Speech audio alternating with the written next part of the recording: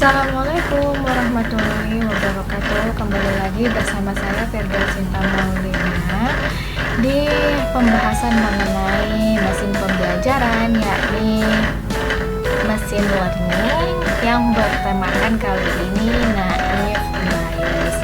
Oke kawan, kita akan membahas mengenai naive Bayes. Apa itu naive Bayes? Kemudian kita juga akan membahas kode program dari naive Bayes itu sendiri. Mengapa kita memilih naive Bayes? Karena naive Bayes ini digunakan untuk data yang tidak konstan atau data yang biasa disebut dengan data bias. Nah, metode FindS ini nggak bisa digunakan untuk data yang tidak konstan dan data yang bias, sehingga untuk bentuk data semacam ini, salah satu metode yang sederhana yang bisa kita gunakan adalah metode naive Bayes. Metode naive Bayes sendiri merupakan metode yang baik di dalam mesin pembelajaran. Ini karena berdasarkan data testing ya kawan ya, dengan menggunakan probabilitas bersyarat sebagai dasarnya. Nah, kita akan membahas mengenai contoh soal naive Bayes ini sendiri, biar kita agak lebih paham ya mengenai naive Bayes. Di sini ada cuaca, kemudian ada temperatur, ada kecepatan angin, dan ada yang berolahraga. Nah, di sini cuacanya terdiri dari cerah, hujan, kemudian temperaturnya normal tinggi, kecepatan anginnya adalah pelan dan kencang, dan yang berolahraga ada yang ya, ada yang tidak. Nah, kita bisa melihat banyaknya data yang berolahraga ya. Ini ada 4 data, dan dari data 6 ya, maka dari itu ini bisa dituliskan sebagai 4/6. Nah, banyaknya data cuaca cerah yang berolahraga adalah 4/6. Jadi istilahnya kita bisa melihat jika cuaca cerah maka berolahraga, ya itu benar.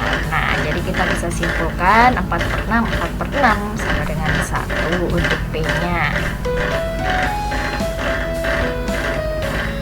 Nah, kita sebelumnya memang sudah pernah ya membahas mengenai naive Bayes untuk presentasi sendiri. Nah, kita akan lebih condong ke presentasi atau menjelaskan mengenai coding dari naive Bayes ini sendiri.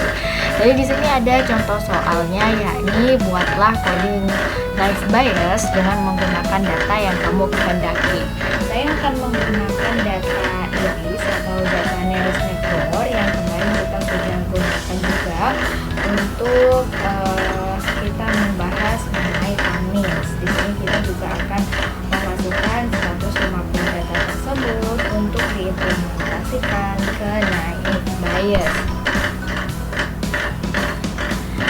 Oke, untuk teorinya atau penjelasannya sampai di sini dulu. Kita lanjut lagi untuk membahas program dan untuk mengkompil programnya seperti apa ya kalau naive Bayes ini.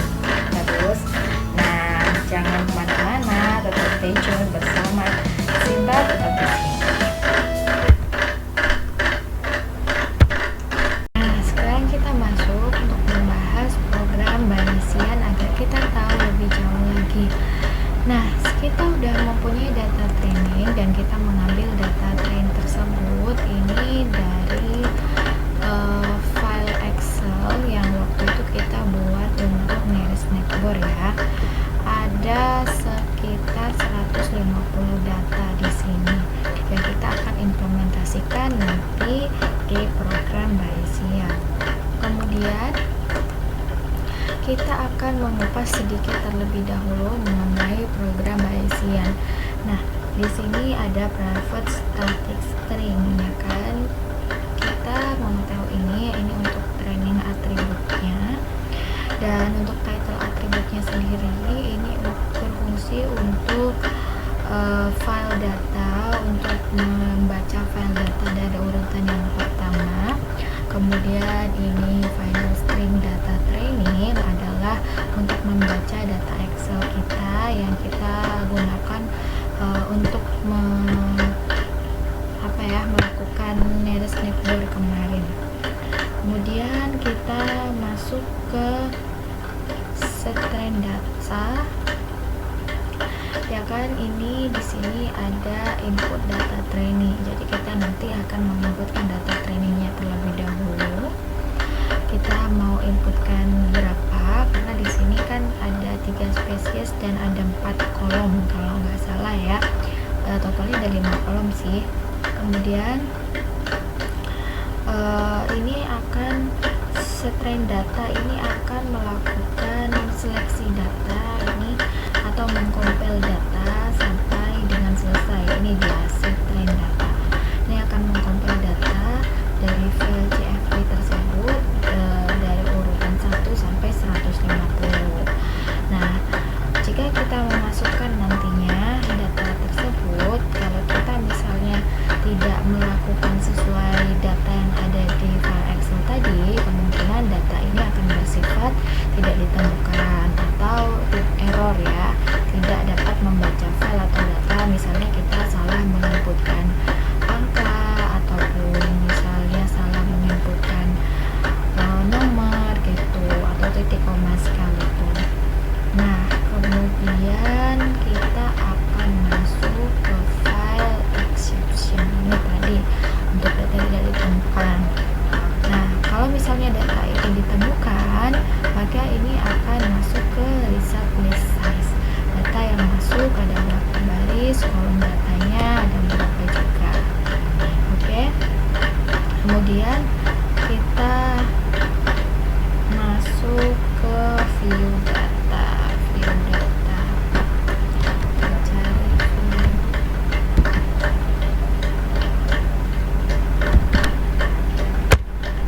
Nah, ini dia view data. Ini untuk menjawab data kita nantinya. Jadi probabilitas yang terbesarnya itu ada di mana, seperti itu jika datanya sudah kita masukkan. Nah, ini semua adalah langkah-langkah untuk menghitung probabilitas dengan Bayesian.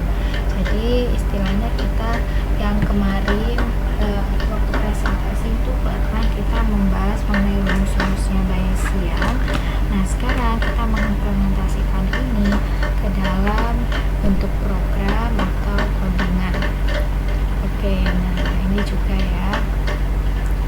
Kita coba aja yuk langsung gimana sih bentuk programnya.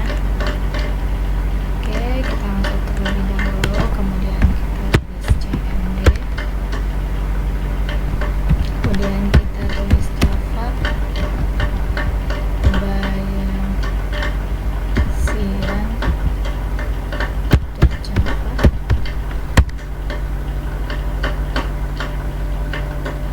Ini sudah selesai dikompil, kemudian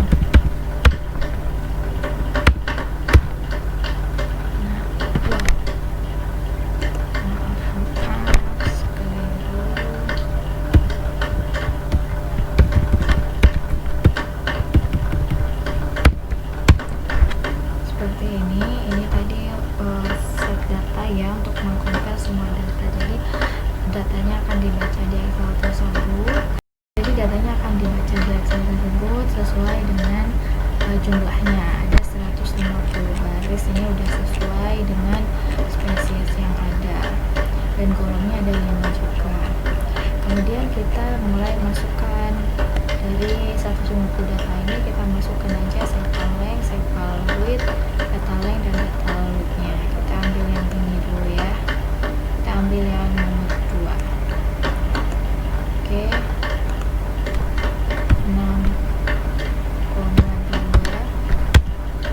kemudian 3,4, 5,4, 2,3. Nah, ini sesuai, maka dia akan menghitung secara Bayesian probabilitasnya. Ini probabilitas